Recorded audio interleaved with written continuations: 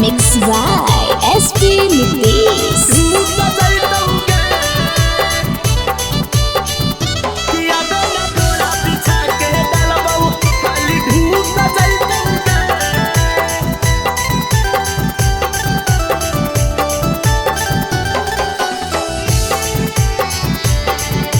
नमूना recording studio Rajgir.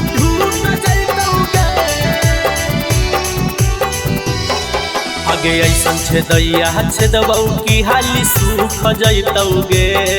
आगे ऐसन छेदैया छेदबऊ की हाली सूख जैतौगे। कि अबे ना बोरा बिछा के डालबऊ हाली ढूक जैतौगे। कि अबे ना बोरा बिछा के डालबऊ हाली ढूक जैतौगे।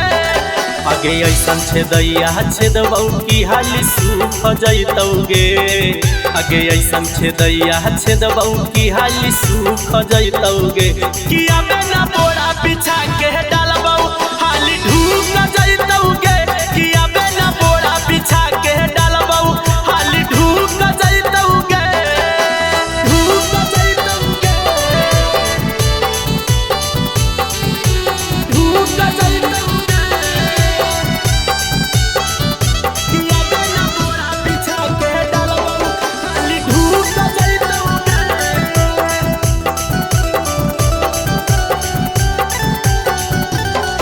अगे नाही पर परैतौ छौड़ी नाही चर चरैतौगे।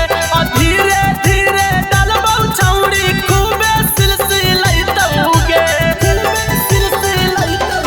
अगे नाही पर परैतौ छौड़ी नाही चर चरैतौगे। धीरे धीरे डालबौ छौड़ी खूबे सिलसिलैतौगे। अगे दर्द नाही करबौ न महसूस होतौगे। आगे दर्द नाही करबौ न महसूस होतौगे। कि अबे ना बोरा बिछा के डालबौ हाली ढूक जैतौगे। कि अबे ना बोरा बिछा के डालबौ हाली ढूक जैतौगे। ढूक जैतौगे। नमूना रिकॉर्डिंग स्टूडियो राजगीर। ढूक जैतौगे। कि अबे ना बोरा बिछा के डालबौ हाली ढूक जैतौगे।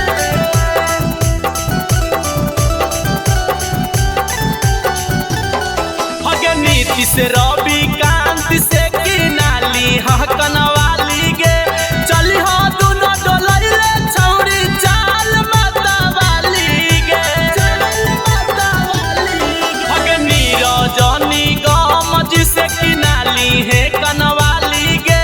चली हो दुनो डोलैले छौड़ी चाल मतवाली गे। आगे बला बला बिगतहु रेड बुलू सरवन खुश हो जैतौगे। आगे बला बला बिगतहु रेड बुलू सरवन खुश हो जैतौगे। कि अबे ना बोरा बिछा के डालबऊ हाली ढूक जैतौगे।